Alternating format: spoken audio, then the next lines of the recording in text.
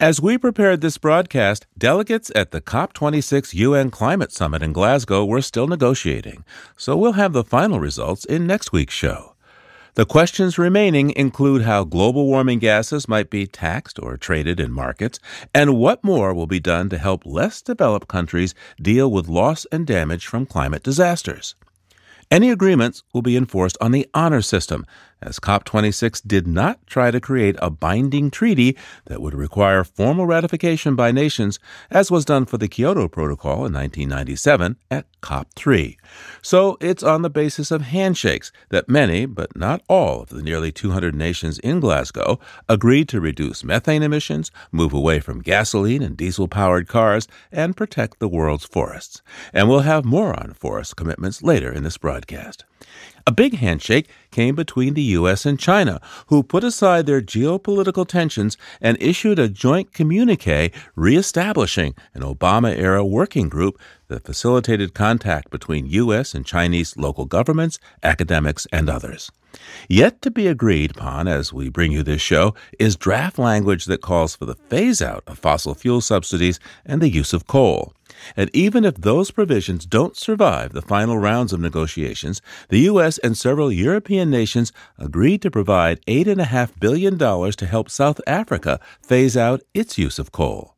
Despite plenty of sunlight, more than 80% of South Africa's electricity comes from coal, making it the largest carbon emitter in Africa. Eskom is the state utility company that provides more than 90% of the electricity used in South Africa, and it's currently drowning in more than $27 billion in debt, and as a result, can't keep the lights on all the time. Joining us now is Jesse Burton, a senior associate with the think tank E3G, who provides analysis and advice for socially just coal transitions in South Africa and globally. Welcome to Living on Earth, Jesse. Thanks for having me. So tell me, how does the national grid work in South Africa, especially when it comes to coal? Well, actually, at the moment, it's not working. We're facing something called load shedding, which is a word which is very familiar to South Africans, which really just means Eskom is not meeting demand. And kind of what's happened is South Africa is incredibly coal dependent, so we get about 87% of our electricity from coal-fired power plants, a little bit, about 5% from wind and solar, and a small contribution from nuclear and hydro and some imports. What's happened is that Eskom has been building some new coal-fired power plants, Medupi and Kusile, and they're not working very well. And at the same time, the rest of the fleet is very old. Kind of similar to the US in many ways. A lot of the plants were built in the 60s and 70s and 80s. And they haven't been maintained very well. And they're falling over, like an old car that you haven't maintained. And so Eskom's big challenge at the moment is, how does it get those coal plants that are still under construction to work? Can it maintain some of the old ones in the short term? And how to think about phasing out the coal in the medium and longer term as it transitions away. What are the health costs of the coal industry in South Africa? The people in the mines and the people who are running them are now people of color. It's not the same thing as under apartheid, but coal, puts out a lot of particulates. Yeah, it's an interesting question. I mean, paradoxically, coal has in some ways been the backbone of development in South Africa. It's been this cheap input for cheap electricity, which brought a whole lot of development, created the basis for all the industry in the country. At the same time, it's been accompanied by this deep environmental injustice. Most of the coal mines and the coal plants are in a sort of 100-kilometer radius in this province called Mpumalanga. And so you have air pollution problems, you've got water pollution problems. The most polluted river catchment in the country, the Olifants catchment, runs through the mining areas.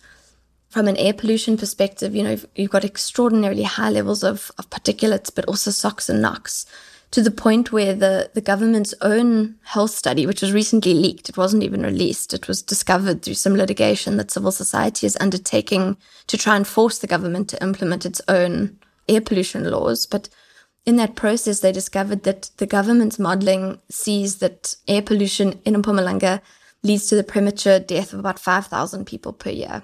There's twice as much asthma in the region as there is anywhere else. So it just comes with these enormous costs. On top of that, you've got a lot of abandoned mines. The mines now are better. They're doing rehab as they go and that sort of thing. But historically, there were a lot of mines that were just let go, that were abandoned, that companies went under, So there's also issues around degraded land.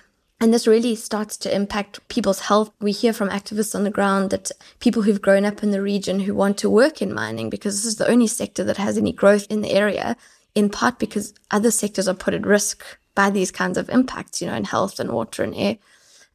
If you've grown up in the area, people are often too sick to pass the health tests that you need to pass to get into mining. Really? Yeah. You're saying that if you live near the mines where the jobs might be in your neighborhood, if you grew up there, your health has been so compromised that you won't qualify to go and work at the mine. Often, yeah. Whether in the office or down in the pit, huh? Exactly. And it's very hard. I mean, South Africa as a whole has incredibly high levels of unemployment. They've always been very bad, but post-COVID, it's even worse. 45% unemployment in the country and slightly higher in Mpumalanga province itself. And that's even worse for youth unemployment. If you're a young Black woman, unemployment levels are almost 70%. So it's incredibly difficult. So during the Conference of the Parties in Glasgow, the U.S. and a number of European nations pledged to put together $8.5 billion for South Africa's transition away from coal. How precedented is this, and how important is it for South Africa? I think it's hugely important. I mean, this is the first time a country-led, donor-supported process like this is going to unfold in this way. The donor countries came together and they've pledged this 8.5 billion and the South African government came together and they put together their asks around where they needed support. And they've signed this political declaration at COP. And it's huge. I think this is a test case for seeing how coal-intensive developing countries, and there are a lot of them, can be supported in this way. It's fascinating to see because now we're getting down to talking, what is it going to take to decarbonize the power sector or to get to that lower NDC range as kind of on a route to decarbonization? Well, it requires a huge build out of transmission infrastructure. We've got to build 40 gigawatts of wind and solar over the next decade. At the moment, we've only got 6 gigawatts installed, so it's a huge scale up. And this Just Energy Transition Partnership is a way for developed countries to kind of step up and deliver on the finance that they've been promising for many years and the support that they've been promising to developing countries to do this. So what about interest rates? Because in the United States, the government borrows for around, say, 1%. And in South Africa, what's that, at 5 or 6 and even more in the private sector? To what extent is the international community committing to having the loans be at the same rate that people going green in the global north can borrow the money? Well, this is what I would expect to see. I think that's a really good question. This, I think, is precisely the kinds of negotiation that will need to happen in the next 6 months. I would expect to see developed countries say, yes, we're borrowing at 1% or less, and we offer to transfer some of that value to you. Because it's very important for South Africa. We can't really afford to indebt ourselves further. If the terms of those concessional loans are not good enough, we can't go faster. We can't afford to. The people in Mpumalanga who don't have work can't afford to. So this is really that context. What made me very optimistic about it is that the political declaration very much centers just transition. So it acknowledges all of these constraints. It acknowledges that South Africa has an employment crisis, that looking after fossil fuel workers is important, that you have to look at the mining value chain and at the communities in Mpumalanga. But exactly how all of those pieces fit together is not fully known yet. How hopeful are you, Jessie, that this will all come to pass, that the money will be there, that there'll be this conversion going forward in South Africa with a utility which has been, frankly, troubled for decades? I'm feeling remarkably hopeful. I mean, there's always the risk. There's the risk the money doesn't come. There's a risk that the money comes on the wrong terms, that it's too expensive to actually do a just transition. There's a risk that it goes only into renewable energy and not so much into the aspects of the coal value chain where I see a lot of future risk for people, so especially looking after miners, looking after communities. But I'm very optimistic. I think it's the first time that in South Africa we're talking a lot about what is really going to be needed to make sure that the transition happens in a way that is fair. Not just that a transition happens, that it is actually a just transition and that there's finance to support that and that there's a long-term process where finance can keep coming in to support that. And it also demands of the South African government that they think a lot now about their plan going into the future. What do they actually want? How do they see this unfolding? What are the needs for retraining or relocation or new skills development? or SMMEs, small, medium businesses in that coal region, there are more than enough jobs in renewable energy to offset the job losses in the coal mining and the coal power plant chain.